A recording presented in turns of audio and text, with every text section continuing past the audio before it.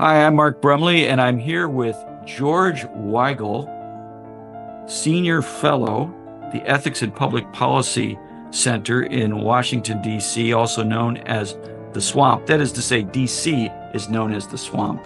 You're in something of a different swamp right now, George. You are a renowned papal biographer and church observer and so on and so forth. Tell folks where you are. Well, I'm sitting on the Borgo Pio, about 4 blocks from the Santa Ana Gate to the Vatican. I got here Tuesday morning. I'm, happy to be working with NBC for my third conclave in a row, and I'm also happy to be talking with various personalities about the book that you published, Mark, a few years ago, called "The Next Pope: The Office of Peter and a Church in Mission," which is, we might say, very timely right now. Well, I think of it as sort of the map taking us out of the swamp in the Catholic Church. So talk a little bit about the vision behind the book. Obviously, you wrote it before the present situation of the transition from Pope Francis to the future. And as you've said in any number of contexts, this isn't about Pope Francis or even about his predecessors or anything. It's about the future. Tell us about it.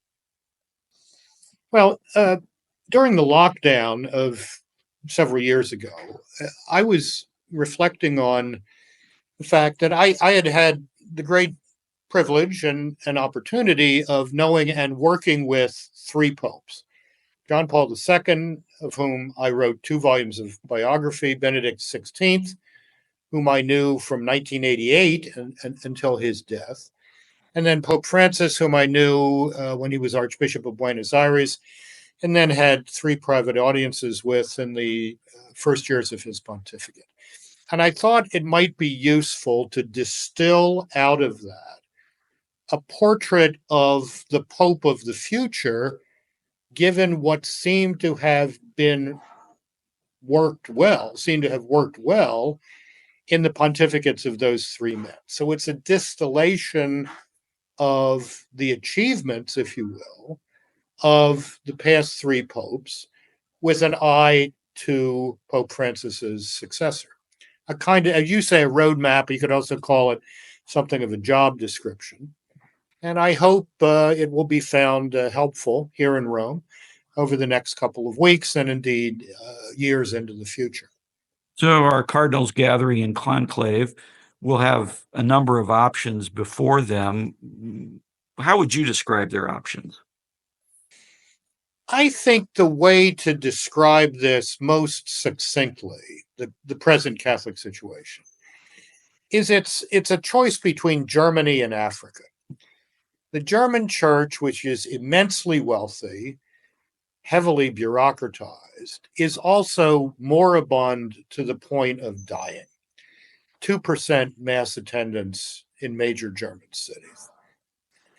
And Germany has been the laboratory for what we might call new model Catholicism, a Catholicism that misinterprets the Second Vatican Council as an invitation to reinvent the church in light of the spirit of the age. Sub-Saharan African Catholicism, by contrast, is the model of new evangelization Catholicism, of the sort called for by John Paul II and Benedict XVI, and in some respects, Pope Francis in Evangelii Gaudium. And the Catholic Church is thriving in sub-Saharan Africa because it embraces Catholicism in full. So that rather defines the choices before the College of Cardinals. Do we go down the German road, or do we go down the road being pioneered in Africa? That's about as clear a choice, it seems to me, as you can get. Dynamic orthodoxy versus Catholic light is the choice. Well, and of course, some people, in light of the recent pontificate, are going to say, well, Pope Francis was taking us in the direction, they wouldn't describe the German direction the way that you described it. They would describe it in more positive terms.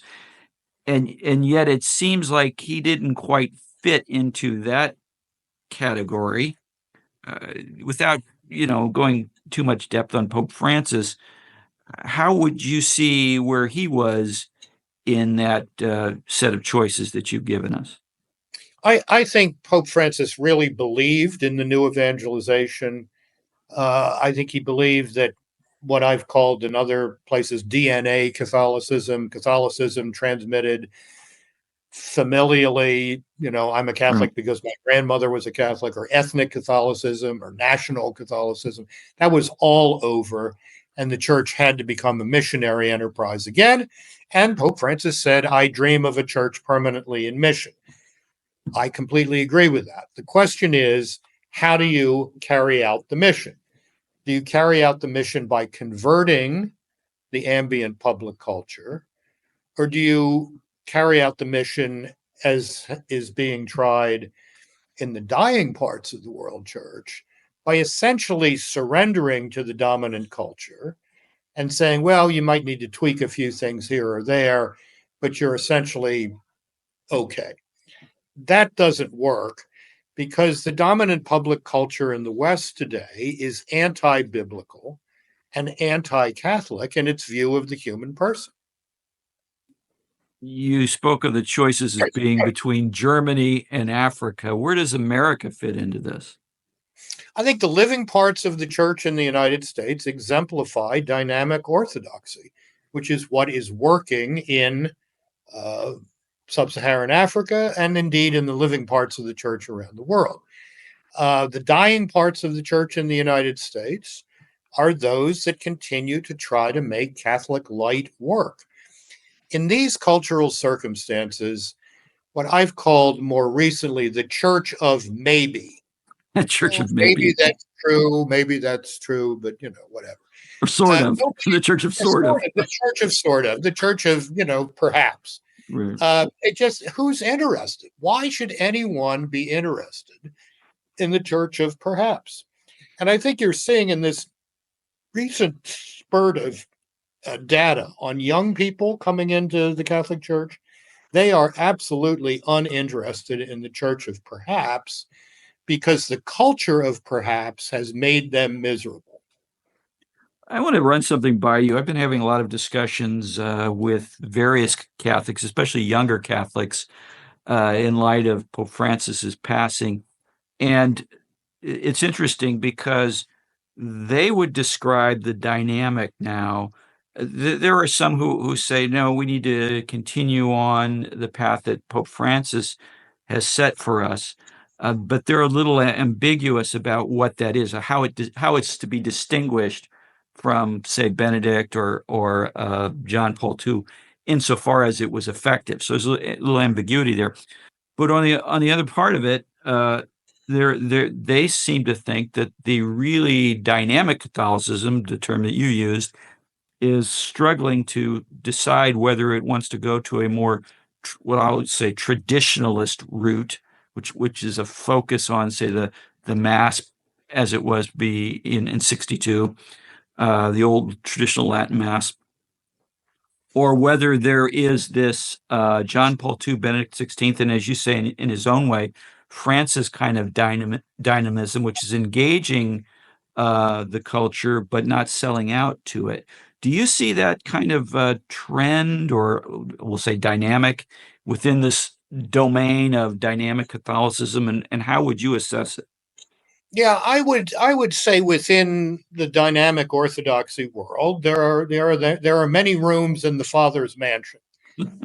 There is room for people who find spiritual growth, spiritual energy, spiritual enrichment in the older forms of Catholic worship, and there is certainly room for people who find all of that spiritual enrichment and experience of grace and experience of awe and wonder in the Novus Ordo Mass properly celebrated.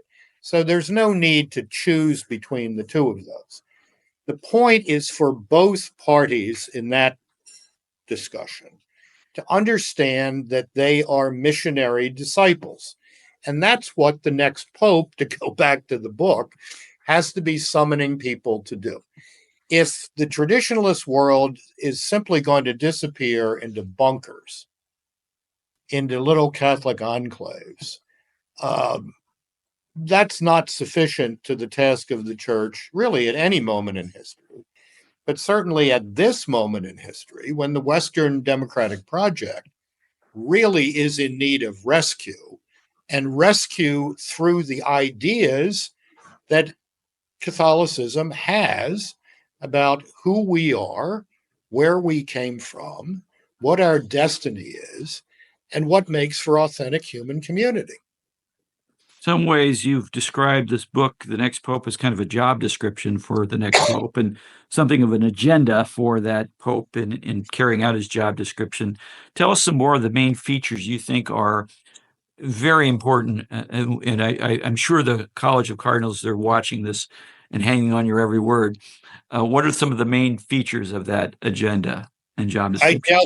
I doubt that the cardinal electors are going to be listening to this broadcast, but since every one of them has received the book, I hope they've read, marked, and internally digested. Well, of course, it's published by Ignatius Press, so it goes out without saying that a book by George Weigel, published by Ignatius Press, that the cardinal electors are going to have reviewed it very carefully. Yeah, well, let us oremus, let us pray. I'll see. I've touched both rooms in the great mansion of dynamic orthodoxy. First order of business is to understand that missionary discipleship is the grand strategy of the church for the 21st century.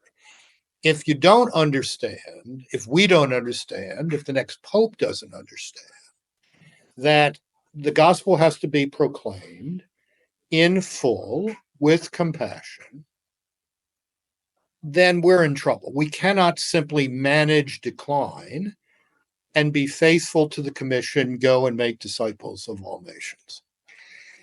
So what's the Pope have to do with that? The Pope, first of all, has to challenge his bishops, their priests, the consecrated religious of the church, and the lay people of the church to own that missionary discipleship, to measure the fidelity of their friendship with the Lord Jesus Christ by how well they share that with others. Then some things need to be fixed institutionally. Okay. I'm very aware. I'm listening very closely to Weigel's fix-it list.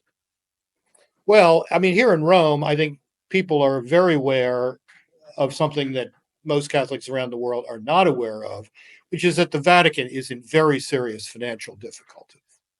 It has a huge unfunded pension liability. It runs very large operating deficits every year. That's got to change, and that means streamlining the Roman Curia and making it into an efficient arm of the Pope's universal ministry in the church. The sexual abuse crisis continues to wound the church throughout the world. This has been going on for 20 years, and it's got to be addressed, particularly now in Latin America. So that's something the next Pope has to encourage. Third, we need bishops who are real apostles, who understand that the fundamental role of a bishop is to be a proclaimer of the gospel and a sanctifier of his people. Get competent lay people to help you run things, but be an apostle. We're here in Rome. Why? Because Peter was an apostle. He went from east of nowhere to the center of world power, saying, Jesus is Lord, he is risen, believe in him. That's what we need, especially from bishops, but I think indeed from all clergy. And then the book includes all sorts of other suggestions for how this agenda of dynamic orthodoxy might be played out in particular circumstances and in different states of life in the church. Well, now I heard a lot there about bishops and priests and religious and laity. And so that's the whole clan here, the mission of everybody. that brings to mind a term, though, that is used, misused, abused, confused, and it's one that we associate with the recent pontificate, which is synodality. Do you see any kind of carryover of synodality having a value, or do you think that this was maybe a valiant attempt to do something that just wasn't going to work? Well, it depends on what synodality means, and that's never been determined over the past few years. I'm not sure the word synodality appears in the book, The Next Pope. You'd have to do a word scan on that. Yeah, I'm But not sure either, but let's offer some options here. If synodality means that the pastors of the church should listen to the people of the church to learn what it is that those pastors need to do to feed the people of the church and help them become missionary disciples, that's great. And by the way, we do that in the church in the United States all the time. We do it in our parishes, we do it in our schools, we do it in our universities, we do it in our seminaries. We don't need any more meetings. We just need to focus those meetings on missionary discipleship. If, on the other hand, synodality means, as some have taken it to mean, that everything in the Catholic Church is up for grabs, and that this is essentially a kind of parliamentary democracy where all opinions are equal, then synodality is best forgotten. And let's go back to the Bible and the Catechism and proceed forward from there, dealing with the very real problems of clericalism that endure in some parts of the world church. interesting. If synodality calls the church beyond the notion that clerics are the aristocrats and the rest of us are the serfs, that's great and that's fine. But I think most of the world church operates in a much more collegial fashion or synodal fashion than the proponents of a synodal church, which has become a cover for all sorts of mischief, would want to acknowledge. Well, George, thank you. I wish we had more time. I know you're busy. You're there on the scene in Rome, and we will be praying for the cardinal electors and all of those people, especially folks like you. We appreciate you taking the time to be with us. Always a pleasure. I'm always grateful to Ignatius Press, and I'm particularly grateful for your joining me in this publishing project, The Next Pope, which I think will be around here in Rome in the next few weeks. Thank you. Well, we want to encourage people to get a copy of the book. It's available online in various outlets, the local Catholic bookstore and beyond. And it's also available as an audiobook. So people who want to listen to it have it available. So thank you, George, very much. Thank you, Mark.